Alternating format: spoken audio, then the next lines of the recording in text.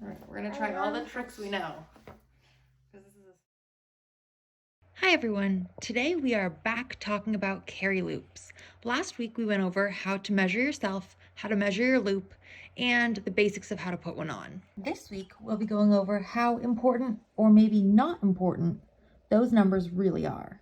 All the wraps shown today are by Robin's Nest Weaving, starting off with iridescent rainbows. This is a 1.3 meter carry loop, which is my base size. My daughter is 3 years old and fits very comfortably in it, but I do have to do a double shoulder flip. I can easily scooch her onto my back, and she's very, very comfortable up there. My 4.5-year-old also fits in this size carry loop, along with my 1.5-year-old. If you see here, I'm doing a double shoulder flip, but a little bit differently. It's more of a twist, and I can do it before she's even on my body. So then I can put her in the exact same way, and she fits perfectly just like that. Personally, I find this way a little bit easier for me for this size of a carrier. I can easily scooch her onto my back, just like I did with the other version, and it's no problem at all. That being said, when I tried this carrier with a smaller baby, this is of course not a real baby. This would be the size of a newborn, which we do not recommend using in carry loops. I find that it just doesn't have that same security. I don't feel comfortable taking more than one hand off, even with using any tricks I have to tighten it up and fold the top. I did try this with using the shoulder twist instead, and I didn't really feel safe at all with the baby like that, so I didn't even put the video clip in here. That being said, this size is very comfortable for me for any size baby that we would actually recommend going in a carry loop. Next up, we decided to see what would happen if I tried a carry loop that was 6 centimeters larger than my base size. This is Electric Sunset and it's 1.36 meters.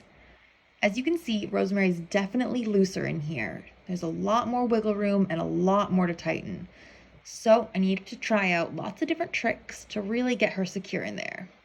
I pull it down and do a double shoulder flip, pull it down again. I'm trying to really get it tight in there because she has a lot of leaning, even just from those 6 centimeters. It made actually more of a difference than I expected it to. And after much finagling, I finally did get her comfortable, and it was completely fine. She was secure in there, no problem. But a smaller baby would definitely not be the same.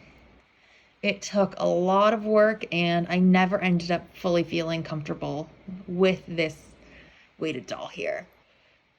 Even using the twist method, I did not feel comfortable carrying the little baby in it because it just didn't feel like she had enough support and contact.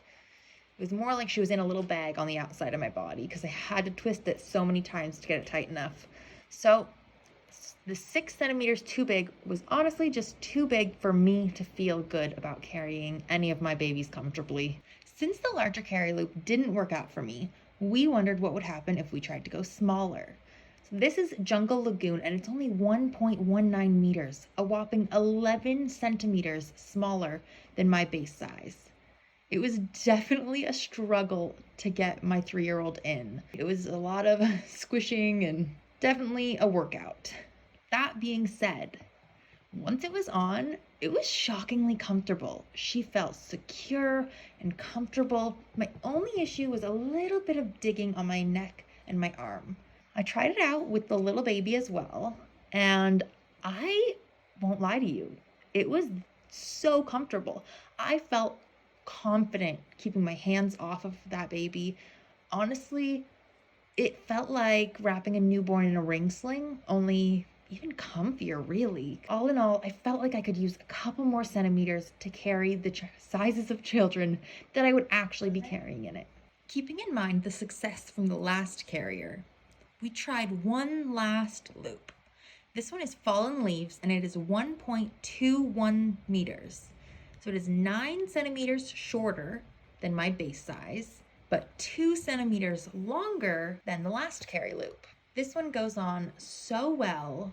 It still took a little bit more effort to get on than my base size would, but she felt much comfier for me. I didn't have to do the double shoulder flip, just one was perfect.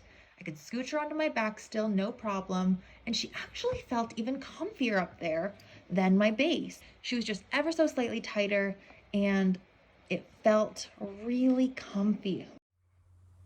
All things considered, my conclusion is pretty straightforward today, and that's that the size doesn't matter as much as we all thought it did. If you get it a couple centimeters larger, a couple centimeters smaller, you're going to be able to make it work. I would recommend a couple centimeters smaller as opposed to larger. It's just, for me at least, it seems easier to use. Maybe if you have a very large child, that would be different. I obviously didn't have my 4.5-year-old here when I did this test, but he is very comfortable in my base size, and he probably would be in a larger one too. But I also think I could put him into a smaller one.